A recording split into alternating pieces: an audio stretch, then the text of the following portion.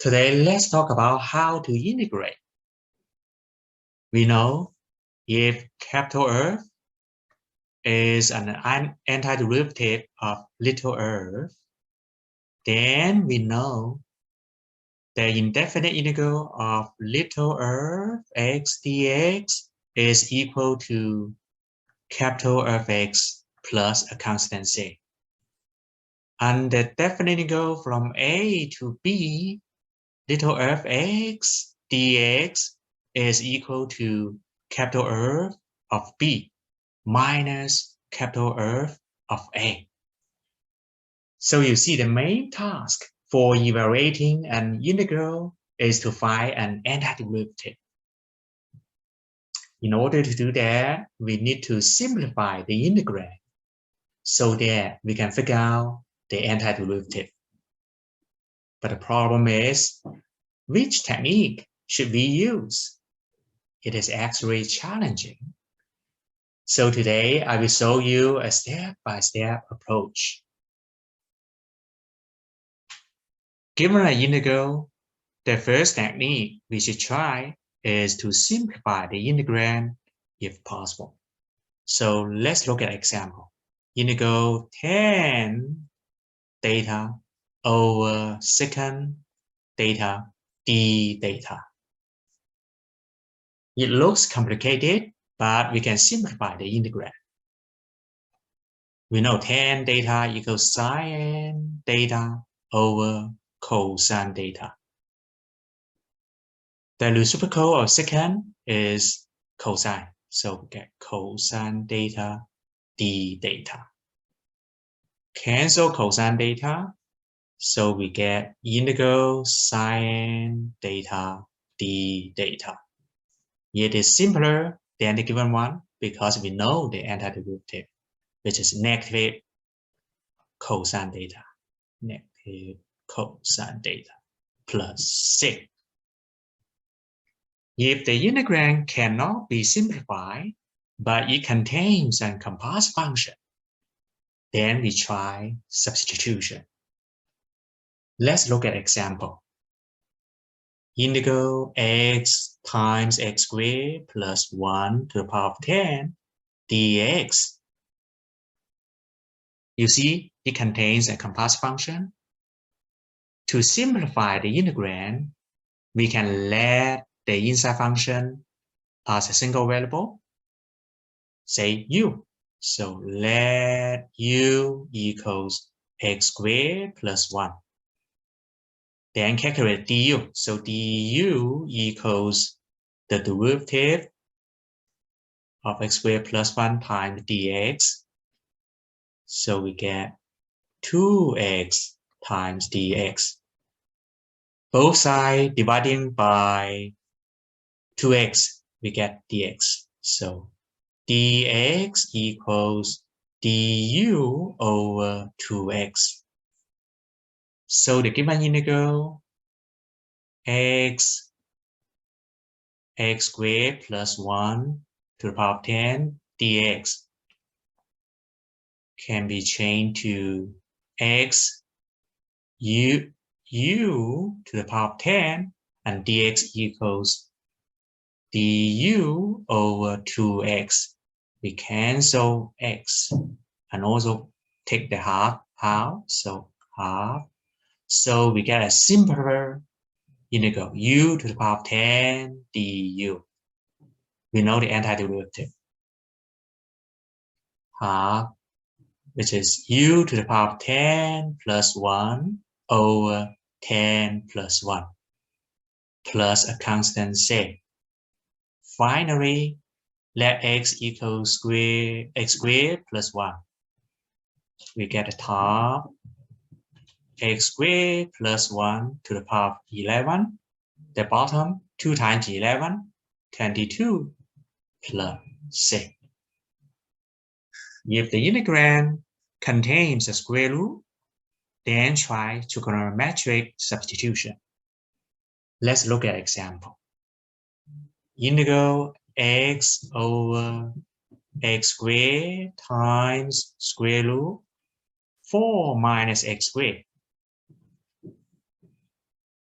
To eliminate the square root, we let x equals 2 sine theta. Then we calculate dx. So dx equal derivative of 2 sine theta, which is 2 cosine theta d theta. So the given one becomes 2 cosine theta d theta. The bottom x squared, so it's 4 sine theta squared. Square root of 4 minus x squared, so it is 4 sine theta squared. The top still 2 cosine theta d theta. The bottom 4 sine theta squared. Square root, we take the common factor 4 out, so we get 1 minus sine theta squared, which is cosine theta squared. Okay, so then we can change that to 2 cosine theta d theta. The bottom 4 sine theta squared. Take square root, so we get 2 cosine theta. So cancel 2 cosine theta from top and bottom. So we get, and also take 1 over 4 out. We get integral 1 over sine theta squared d theta. But we know the reciprocal of sine is cosecant. So x will get integral cosecant theta squared d theta. We get a simpler integral because we know the antiderivative, which is negative cotan. So we get negative 1 over 4 cotan theta plus c. Not done yet. We need to change theta back to x using this one.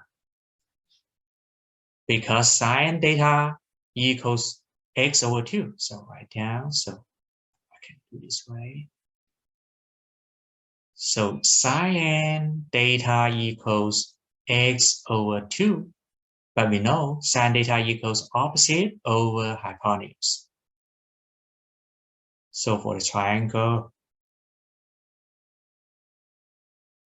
if there's a right angle, if we assume here is theta, then the opposite side should be x. Hypotenuse should be 2. So we can find the remaining side using Pythagorean theorem.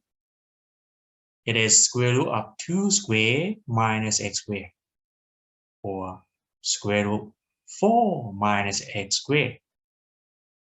So cotan theta equals adjacent side, so which is 4 minus x squared over opposite side x.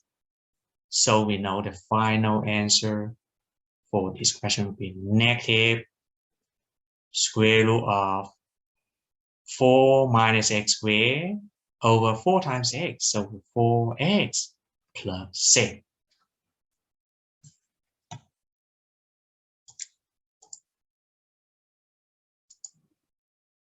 If the integrand is a product of 2 functions, then try integration by parts. We know the formula. Integral u dv equals u times v minus integral v du. We can use the general LIATE to choose u. Let's look at example. So integral from 0 to 1 x times e to the power x dx. You see, the previous techniques cannot be applied. So let's try integration by part. We know x is algebraic function. E to the x is exponential function. We know a comes first. So we should let u equals x. So let u equals x. And then the remaining part as dv.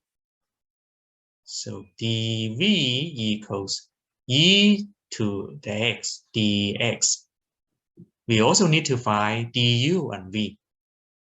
Du is simple. So du equals dx.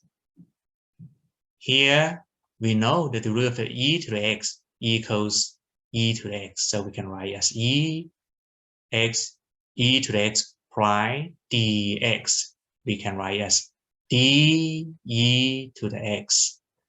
So dv equals d e to the x. So we know v equals e to the x. So 0 to 1 x e to the x dx can be written as 0 to 1 u dv. So we can use this formula. So equals uv upper limit 1 lower limit 0 minus integral from 0 to 1 v, which is ex, du, which is dx. We get a simpler integral because we know the antiderivative is e to the x itself.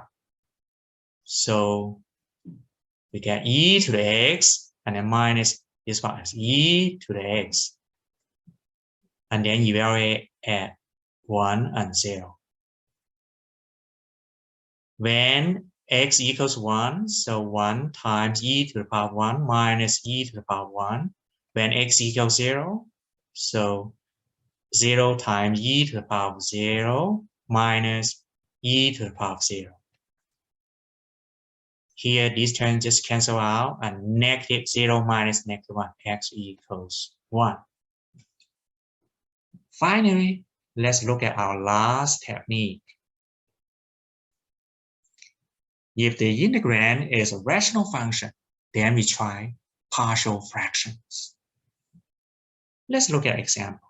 So integral x plus 5 over x squared plus x minus 2 dx. Again, we cannot apply the previous techniques, but we can simplify the integrand using partial fraction. X plus 5 over x squared plus x minus 2. First, we factor the bottom part. So, find two numbers. The sum equals 1. The product equals negative 2. It is negative 1 and 2. So, the bottom becomes x minus 1, x plus 2. Then we can write it as the sum of two simpler fractions. So a over x minus 1 plus b over x plus 2. In order to figure out the values of a and b, we combine them together. So we know the common denominator, x minus 1, x plus 2. For the first one, we need to multiply x minus 1. So a times x plus 2. Yeah, x plus 2. For the second one,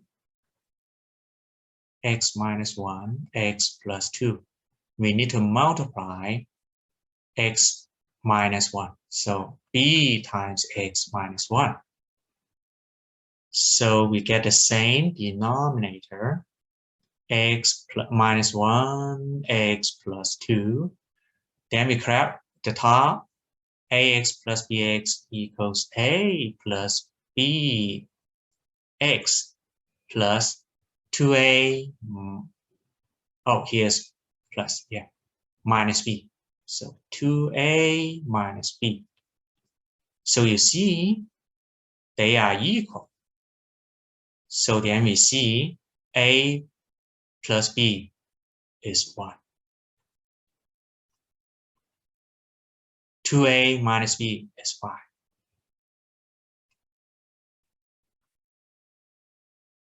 Add them together, we get 3a equals 6. So a equals 2. And then plug in the first equation. we get b equals -1. So the given integral x plus 5 over x squared plus x minus 2 dx equals integral a, which is 2 over x minus 1 dx plus integral b, which is -1 over x plus 2 dx.